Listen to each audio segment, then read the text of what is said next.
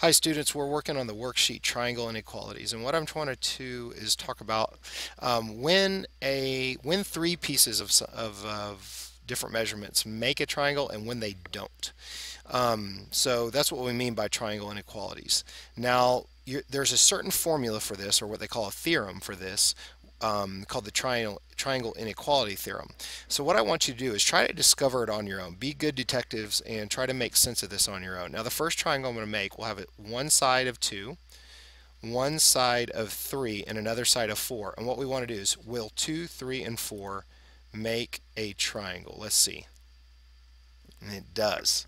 Okay, I'm going to use another one where one side is 1, another side is 4, and the other side is 4. So you have two 4s and a 1. Now we have two lengths the same and 1. These are all different, made a triangle. These are the same, and that's 1 and made a triangle.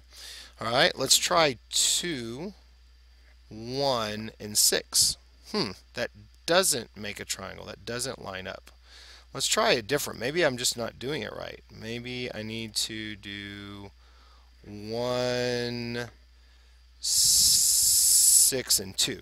Does that work? No, that definitely doesn't work. Okay, let's move on. Let's change the length of this to 15. Okay, all right, so with 15, let's do one that's 4, and then let's go for 5 and 6. 4, 5, and 6. Yep, that makes a triangle. All right, let's do one that's 2, 6, and 7.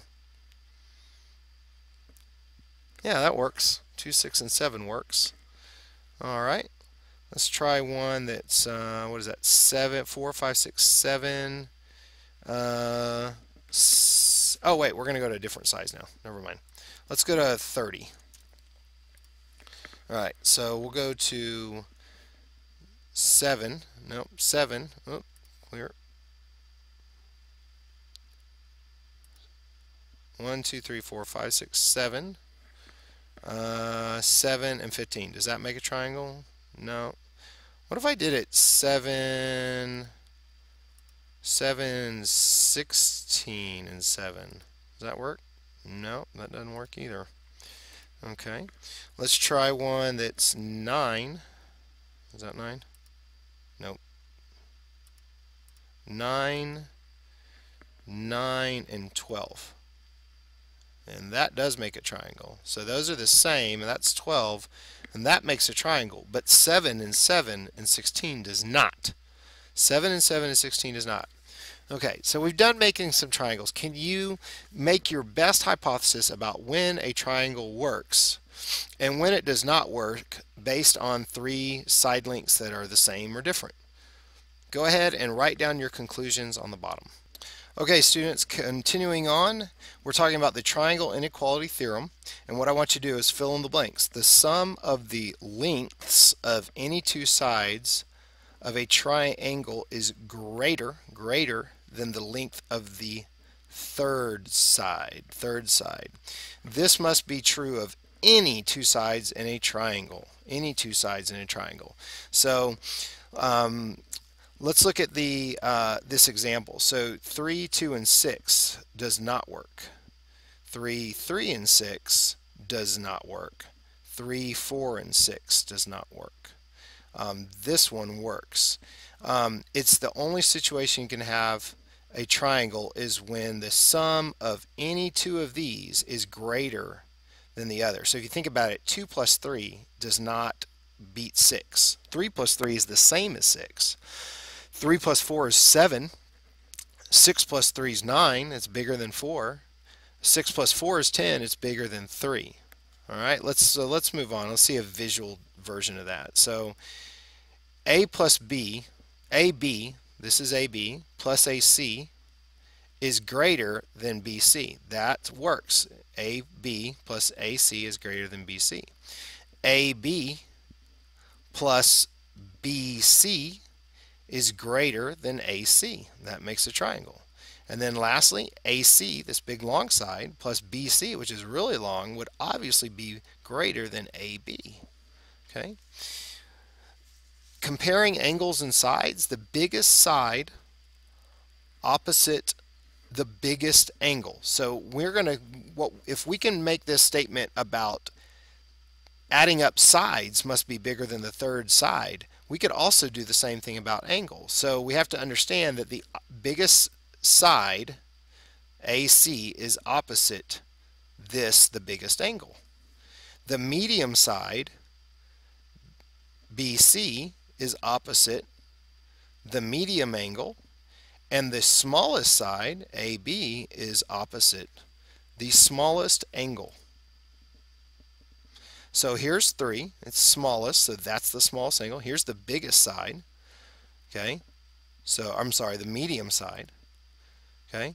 So measure of angle B is greater, because its length is 5, it's greater than the measure of angle C, which is only 3, okay? The opposite is also true. The biggest angle is opposite the biggest side, okay?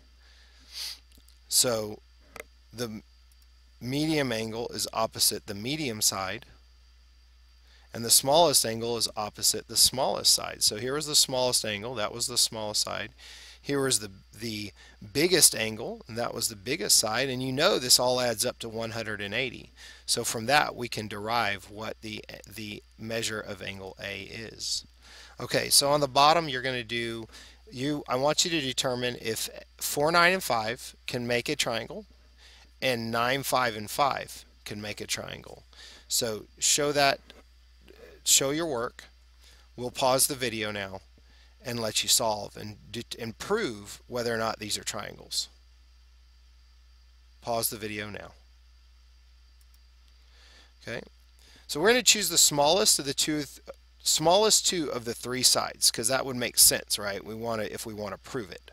Okay, and we'll compare the sum to the third side. So 4 plus 5 is 9. Is 9 greater than 9? No, it's not greater than 9, so that would not make a triangle.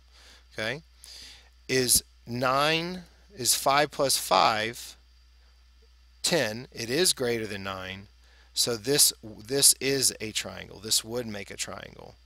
And the same would always work if you added any of the 2 sides up. It would have to work with no matter how you added it up. We just used the smallest 2 to prove it right away. This is the end of the first page of your triangle inequalities notes. The next page will go into using algebra to prove side lengths and determine side lengths and angle measurements. Thanks for watching. Okay, ladies and gentlemen, today we're going to talk about using algebra to find missing angles and side lengths. Question number 1 says, what do we know about this triangle? I look at this triangle and I see that there are 1, 2, 3 hash marks, and those hash marks mean that each side of this triangle are equivalent. So this is an equilateral triangle. The next thing I need to know is what characteristics are there about an equilateral triangle. 3 congruent sides and 3 congruent angles.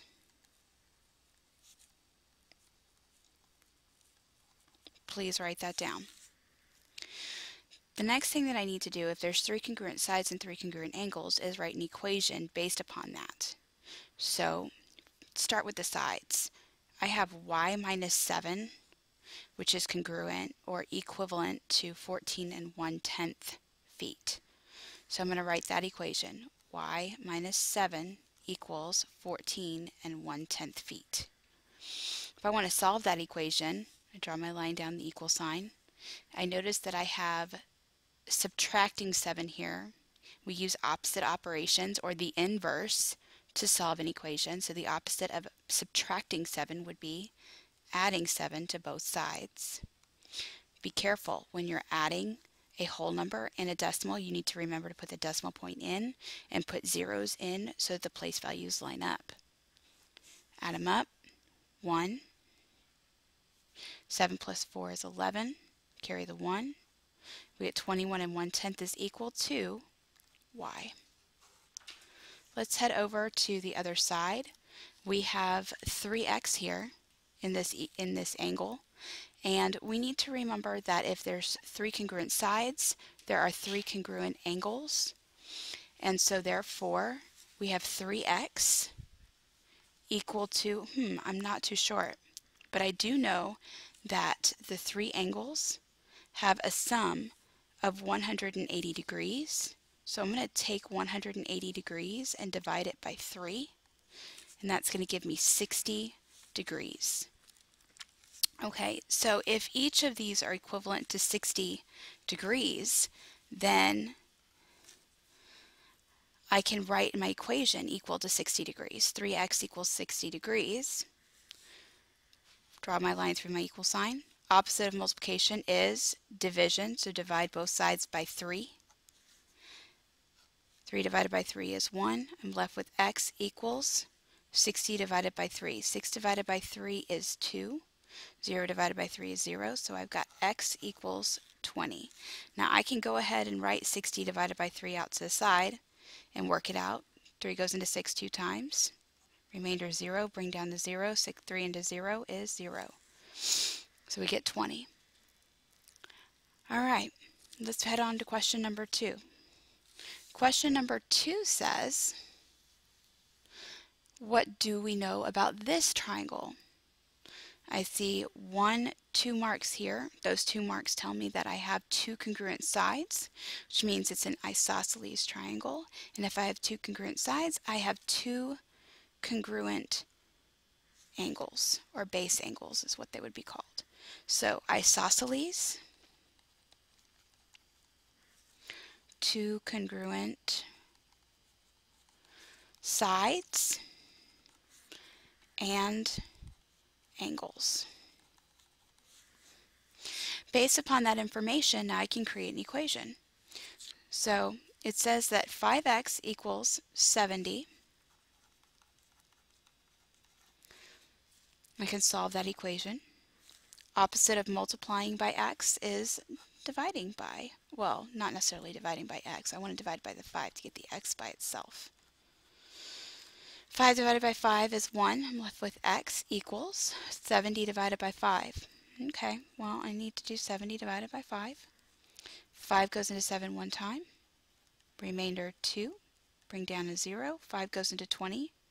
Ooh, not 5 times, 4 times. 4 times 5 is 20. Remainder 0. So we get 14. X equals 14. In the other one, we have y plus 25 hundredths, and this side is equal to this side, 6 and 75 hundredths. So y plus 25 hundredths equals 6 and 75 hundredths. And we're going to just have to deal with it going over that line. Draw my line through the equal sign. Opposite of adding 25 hundredths is subtracting 25 hundredths. Remember to line up your decimal points when you are subtracting with decimals. 5 minus 5 is 0. 7 minus 2 is 5. 6 minus 0 is 6 equals y. Y is 6 and 50 hundredths. All right, let's try one more, but we're going to go ahead and skip this one right here, number 3, and we're going to move on to number 4. I think number 4 is very important because I see fractions and I think you need that extra help to help you through it. What do we know about this triangle? Well, 1, 2, 3 marks tells me that it is 3 congruent sides. 3 congruent sides means that it is an equilateral. And equilateral means the same thing. 3 congruent sides, 3 congruent angles.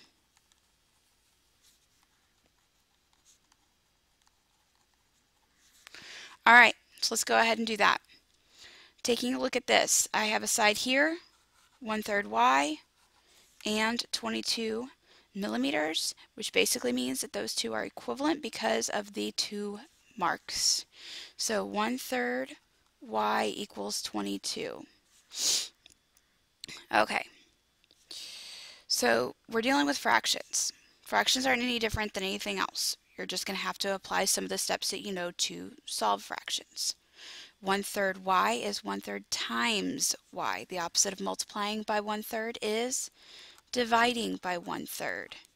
1/3 divided by 1/3 is just 1. So we're left with y equals 22 divided by 1/3. This is a little bit more difficult because even though 22 is divisible by 1, 1 is not divisible by 3 without giving a decimal. So we are going to use KFC. KFC. So 22 over 1 stays, keep it. Flip division and multiplication. 1/3 becomes its reciprocal, 3 over 1. 22 times 3. 2 times 3 is 6. 2 times 3 is 6. We get 66 over 1, which is just 66, and I need to label it millimeters. Let's head over to the last one. Okay, if I have three congruent angles and the sum of all three angles is 180 degrees, 180 divided by 3 is 60. So each of these is worth 60 degrees.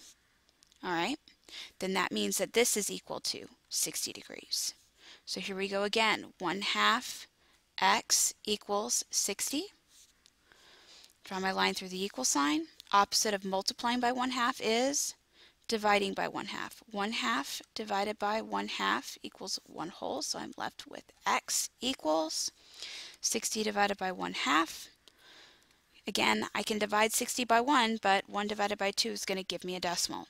So I'm going to use KFC. Keep the 60 over 1. Flip division and multiplication. Reciprocal of 1/2 is 2 over 1. 60 times 2 is 120. 1 times 1 is 1, so 120 divided by 1 is 120 degrees. All right, ladies and gentlemen, practice the rest of these on your own and complete the classwork assignment. Have a great day.